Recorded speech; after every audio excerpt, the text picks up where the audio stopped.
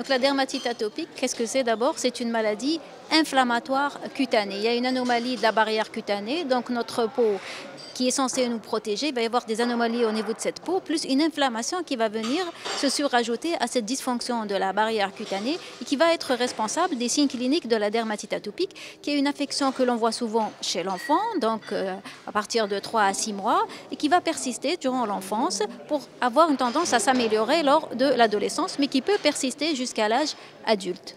Le fardeau de la maladie, c'est très important d'en parler parce que la dermatite atopique, c'est une maladie chronique, et qui dit maladie chronique, donc dit évolution au long cours.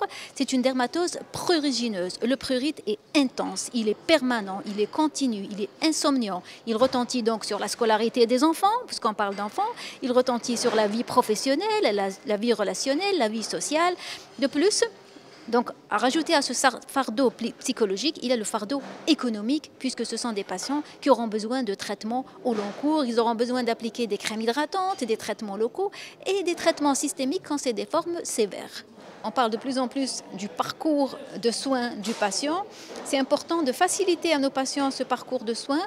D'abord, accéder à la consultation spécialisée pour faire le bon diagnostic, pour avoir la bonne prise en charge, le bon traitement.